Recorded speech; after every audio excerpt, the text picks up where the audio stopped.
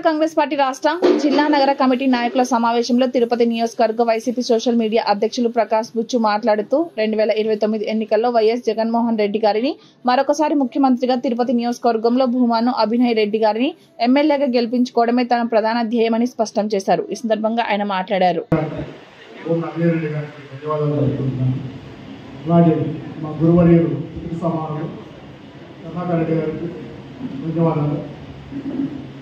ఈరోజు ఈ సమావేశం ఏర్పాటు చేసి ఇంతసేపైనా కూడా క్రమశిక్షణతో కూర్చొని ఇంత శ్రద్ధగా వింటున్నారంటే కారణము ఈరోజు జరిగే సమావేశంలో అంత సబ్జెక్ట్ ఉంది మెయిన్ ఏమంటే ముఖ్యంగా ఎవరు ఎలా నడుచుకోవాలి, పార్టీకి ఎంత దోహదపడాలి, పార్టీని అభివృద్ధి చేయాలంటే మనం అందరం కూడా ఎలా కృషి చేయాలి అనే విషయాలు ముఖ్యంగా ఇక్కడ చర్చించడం అనేది నిజంగానే మనందరం కూడా జ్ఞానాన్ని ప్రశంసిస్తుందని మేము అనుకుంటున్నాము।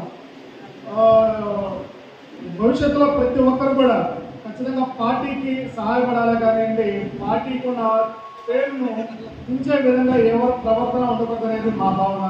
ఖచ్చితంగా అన్న మీరు చెప్పినట్టు మా దృష్టిలో మేము చేసే ప్రతి పని కూడా పార్టీకి ప్లస్ అవుతుంది కానివ్వండి, మైనస్ ఎక్కడ కానివ్వండి చేయకుండా మా ప్రవర్తన ఉంటుంది అనేది మేము మాటిస్తున్నాము। అలాగే ఈరోజు యువతను ప్రతి ఒక్కరిని కూడా ఈ పార్టీలోకి పెద్ద ఎత్తున ఆహ్వానిస్తుందంటే ఈరోజు నిజంగా ఏ పార్టీ చూసుకున్నా కూడా యువత అనేది పెద్దగా ఎక్కడా కానీ లేరండి। ఈరోజు వైసీపీ పార్టీలో ఉండడం కారణం ఏంటంటే వారికి అంత అవకాశాలు ఇవ్వడము, అలాగే వారిని గుర్తించడం అనేది కూడా ఇక్కడ ప్రధాన కారణం।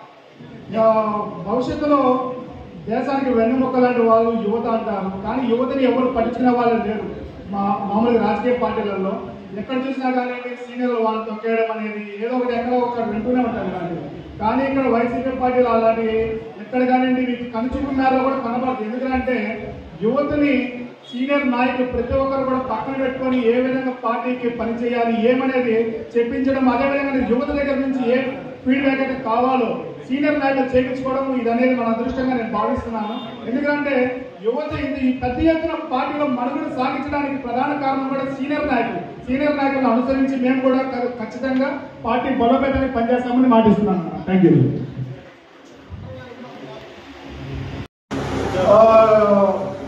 భవిష్యత్తులో ప్రతి ఒక్కరు కూడా ఖచ్చితంగా పార్టీకి సహాయపడాలి కానివ్వండి, పార్టీకి ఉన్న పేరును ఉంచే విధంగా ఎవరు ప్రవర్తన ఉండకూడదు అనేది మా భావన।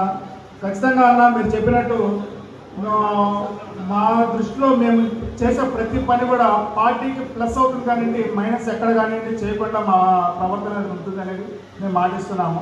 అలాగే ఈరోజు యువతను ప్రతి ఒక్కరిని కూడా ఈ పార్టీలోకి పెద్ద ఎత్తున ఆహ్వానిస్తుందంటే ఈరోజు నిజంగా ఏ పార్టీ చూసుకున్నా కూడా యువత అనేది పెద్దగా ఎక్కడా కానీ లేరండి। ఈరోజు వైసీపీ పార్టీలో ఉండడం కారణం ఏంటంటే వారికి అంత అవకాశాలు ఇవ్వడము, అలాగే వారిని గుర్తించడం అనేది కూడా ఇక్కడ ప్రధాన కారణం। భవిష్యత్తులో దేశానికి వెన్నుముక్క లాంటి వాళ్ళు యువత అంటారు, కానీ యువతని ఎవరు పట్టించుకునే వాళ్ళు లేరు। మామూలుగా రాజకీయ పార్టీలలో ఎక్కడ చూసినా కానీ సీనియర్లు వాళ్ళు తొక్కేయడం అనేది ఏదో ఒకటి ఎక్కడో ఒకటి వింటూనే ఉంటారు ఇలాంటివి।